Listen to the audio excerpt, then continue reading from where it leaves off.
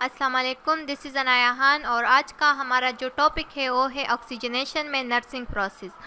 Oxygenation में अब nurse का प्रोसेस क्या होगा।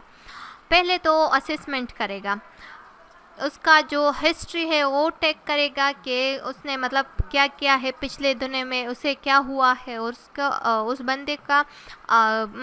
बंदे को क्या बीमारी है, या उससे इंटरव्यू लेगा।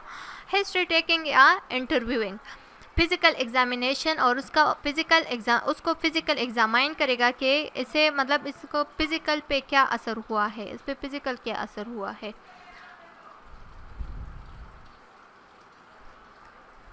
नर्सिंग प्रोसेस असेसमेंट या हिस्ट्री टेकिंग, फर्स्ट वो कहेगा कि करंट रिस्पायरेटरी प्रॉब्लम उसे क्या है, history of respiratory diseases, current और past cardiovascular problem, lifestyle, presence of cough या साइन ऑफ हाइपोक्सिया।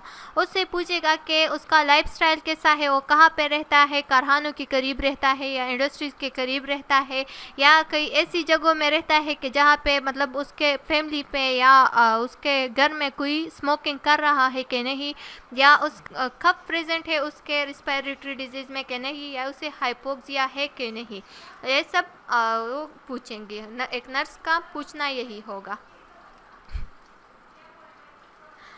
अच्छा जी, असेसमेंट में एक ये आता है कि स्पटम है कि नहीं, characteristic of sputum, description of sputum, presence of chest pain उसे है कि नहीं, उसका मतलब चेस्ट पेन प्रेजेंट है कि नहीं, प्रेजेंस ऑफ रिस्पेक्टर, कोई रिस्पेक्टर है कि नहीं, या मेडिकेशन हिस्ट्री से पूछेंगे।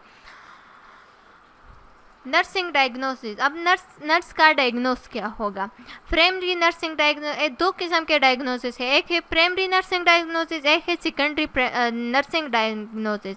अच्छा जी, प्राइमरी नर्सिंग डायग्नोसिस में क्या आता है, ineffective airway clearance, ineffective breathing pattern, impaired gas exchange, decrease cardiac output या alter tissue perfusion. Secondary nursing diagnosis में क्या आता है, deficient knowledge, activity intolerance, disturbed sleep pattern, imbalanced nutrition, acute pain या anxiety। प्लानिंग, अब planning क्या होगा, एक नर्स का प्लान क्या होगा, तो client maintain a patent way, client mobilize pulmonary secretion. Implementation में क्या होगा, इम्प्लीमेंटेशन में एक है intervention to promote airway clearance.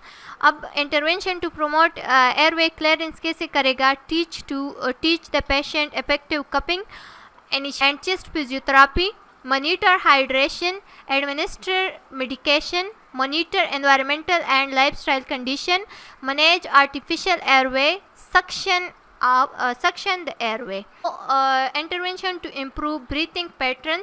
अब हमारे साथ है पोजीशन क्लाइंट प्रॉपरली, ठीक है, क्लाइंट का पोजीशन प्रॉपरली करेंगे, मतलब उसका पोजीशन प्रॉपर तरीके से रखेंगे, teach controlled breathing exercise, manage chest drainage system.